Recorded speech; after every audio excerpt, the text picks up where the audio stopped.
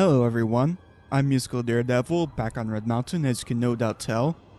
Right behind me is the Dharma Ruin of Eldersal. At first I have sort of an odd situation going on.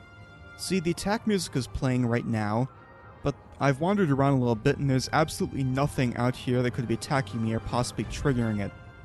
So I guess I'll just ignore that and head straight into Eldersal. Now, Eldersal is actually my favorite out of these Dharma Ruins, and you are going to see why very shortly. First off to the side is this locked door, but luckily I have the ring which unlocks everything in the game. And now here is this small room, with an already dead dreamer in it. So the first thing we're going to do is head straight up this ladder into the tower. And right there is the second of Kragnak's tools, Keening. Now, an interesting fact about both Sunder and Keening. Both of them have been sitting in the two Dwemer ruins for several hundred years now, and in fact before we even got here to Morrowind.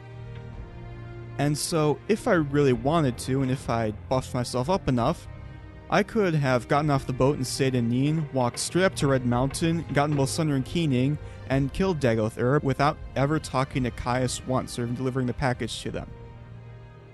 And the fact that you can do this is one of the main exploits that speedrunners will use to beat the game in just under 10 minutes. When we pick it up, you get the journal entry that something important happened. And next is my favorite part of these ruins. Right here is a Dwarven Claymore. There's a Dwarven Battle Axe, a Dwarven Halberd, a Dwarven Spear, another Dwarven Halberd, a Dwemer Cuirass, no idea why they decided to change up the name there, and in this chest we have a couple pieces of armor, the boots and the left bracer, and 25 coins. So from just this room alone, I managed to take several thousand gold worth of items.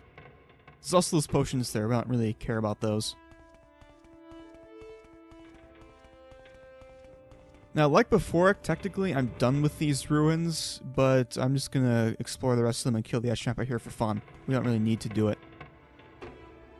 Down at the bottom of this atrium is a golden saint, which you can see wandering against the back wall. And normally by this time I'd have triggered it, but I guess I decided not to care this time. Oh, there it goes.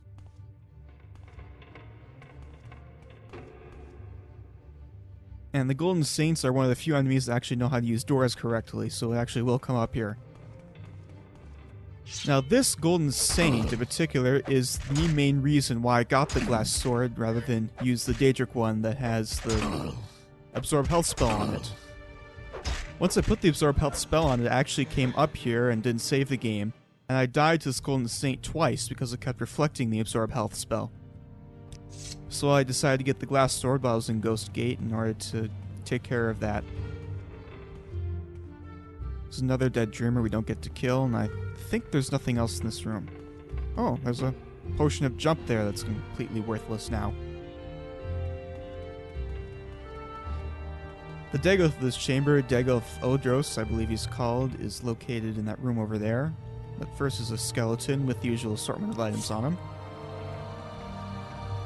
Doorway, there's nothing in the door this time. And that door just leads back to the small room off to the side.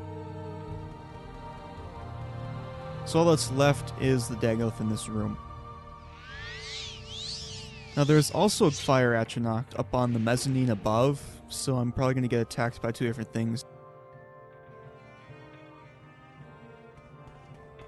And there's the Ash Vampire Rafter. Very excited to see us. You can see him dancing around.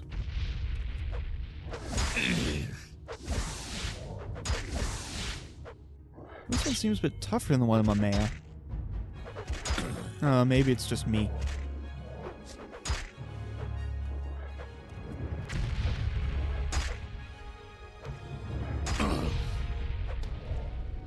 There he goes. And we still have that fire Atronach up on top to take care of. Oh! Hello. I didn't know you could come down here. Wait, you're dead. I killed you. And it looks like my boots got broken too. Luckily I have a couple repair hammers so I can take care of that.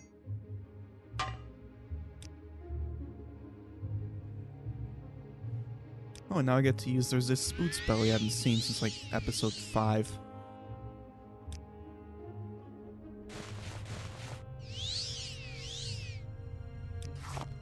So this Dagoth has that key on it, which would have opened that smaller off to the right had I come here first, and the Amulet of Heartfire, which is probably the most useful of the heart artifacts, at least as far as I can remember.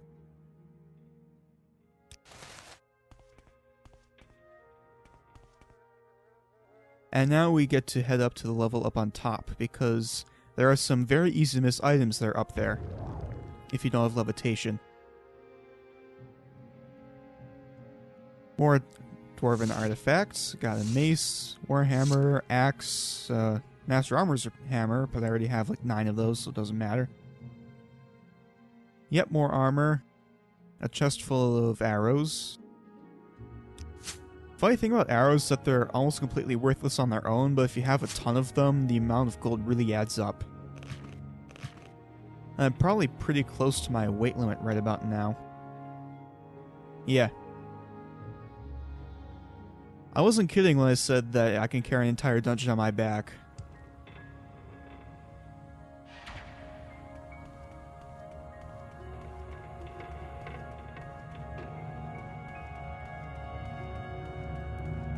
Alright, and now we head on to Veminal. Veminal is located directly across from the Red Mountain crater, so it's a rather simple matter of just levitating over Dagoth Ur in order to get there. I could take all those meandering paths, but screw that. So now I'm up here, and down below me are 2 very confused ash zombies. Luckily my Frostball spell has an area effect on it, so I can take care of both of them at the same time, and they won't be able to do anything about it.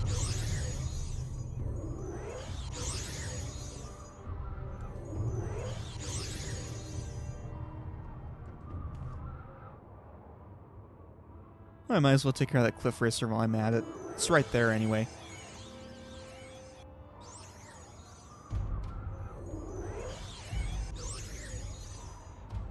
And now I need to remember how to get into these ruins. That's not the entrance. And it's not anywhere on my map. That's just great.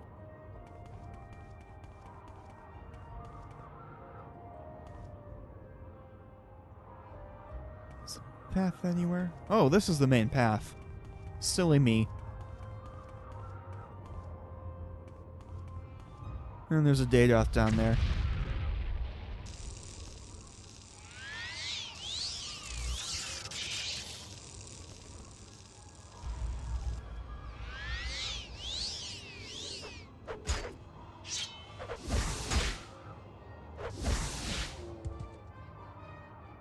Very slow death animation.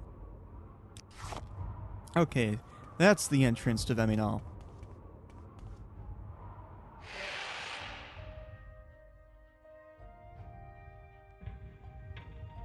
Oh, I hate T intersections.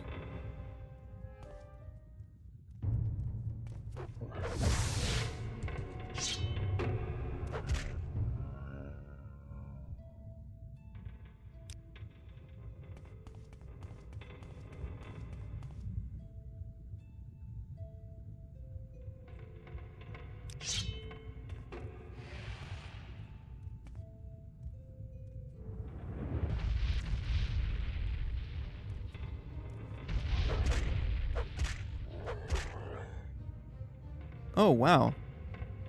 That might be the first actually useful spell one of the 6th House creatures ever cast.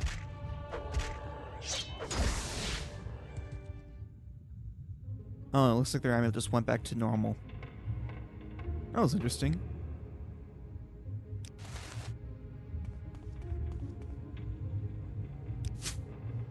So while I'm wandering through Veminal, the last room we have to go into before we actually go to Red Mountain Crater and defeat Dagoth Ur, I should probably at least talk about what it is that Dagoth Ur has been doing.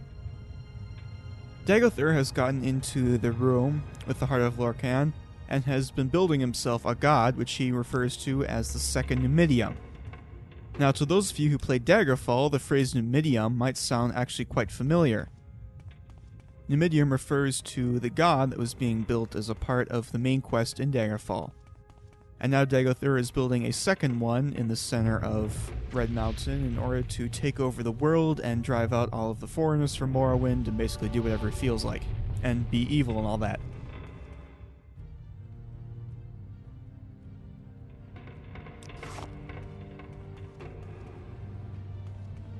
Oh, it looks like whoever's in here got stuck in the door. Whoa.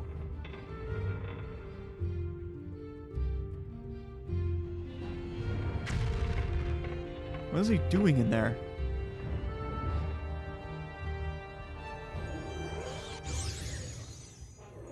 I guess that fixed him.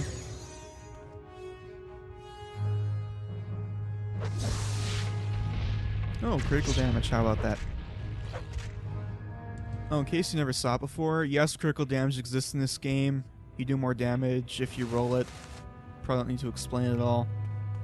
I might even have explained it in an earlier video, or someone else might have. Whatever.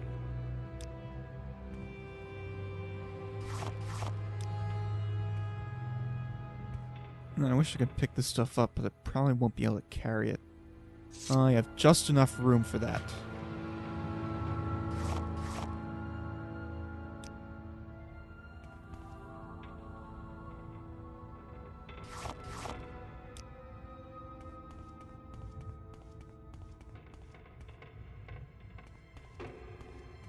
Okay, on to the downstairs.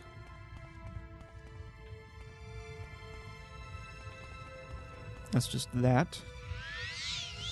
I think there's an ascended sleeper behind these doors. No, just an ash zombie. Jumped the gun a little bit there on the attack.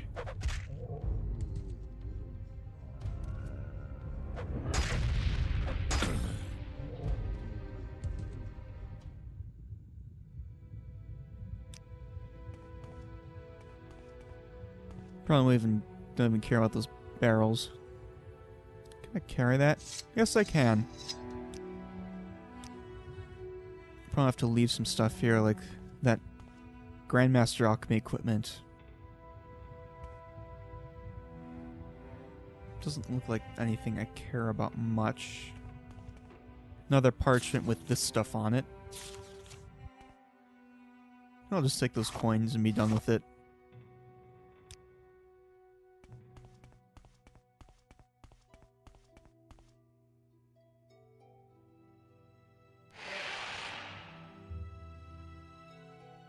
Oh, there's the Ascended Sleeper. And I can't really dodge him. Look, I can take most of these spells and nothing terribly bad's gonna happen.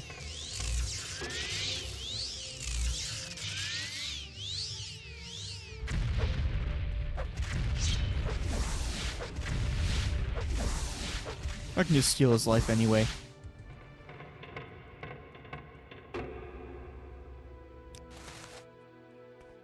The Ash Vampire in this room is in that very center room there. And there's a Daedra Lord.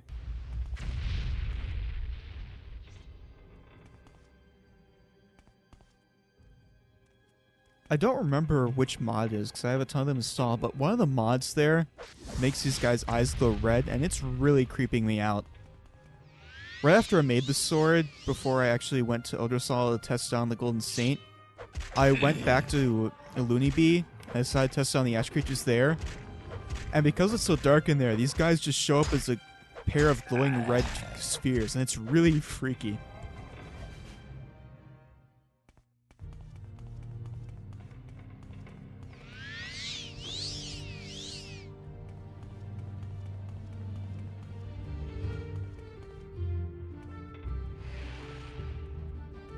The Ash Vampire is down on the bottom floor, you can probably hear him.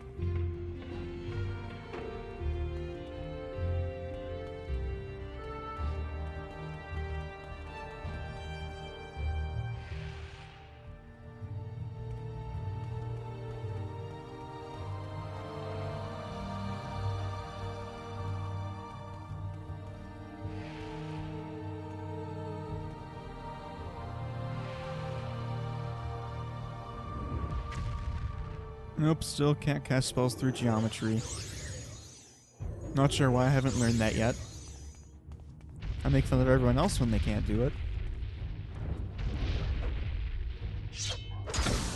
Another critical damage. I've rarely ever gotten those. I'm surprised I got two so close together.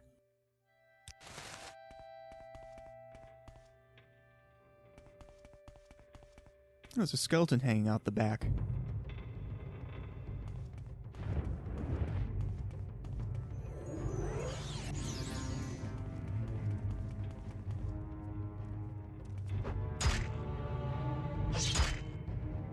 Pretty tough, too.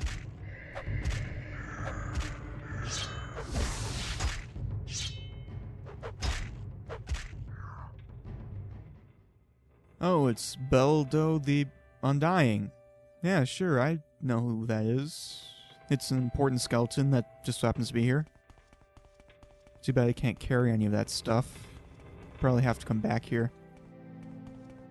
And that takes care of everything in Veminal except the vampire in the very center, who seems to have seen me through the door somehow.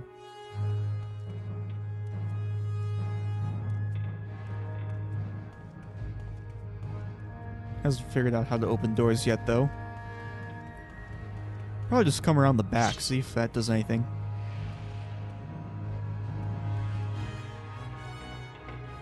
I fooled you, I'm back here.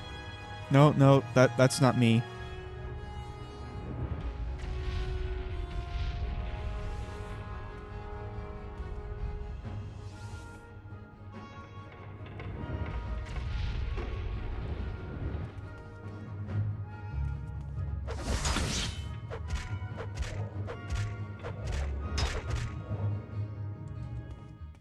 And Dagothemin has Sunder on him. It's not as out in the open as Keening was. All I said before about being able to get in a few minutes still applies. This guy has the amulet of Heart Heal, or Hearthial, or however it's pronounced, probably Heart Heal. Which has some nice effects on it, but it's not as nice as the other one. Once again, our journal update because something important happened, and now I am way over encumbered. So I suspected I probably would be able to pick this stuff up. Probably just drop a few of these.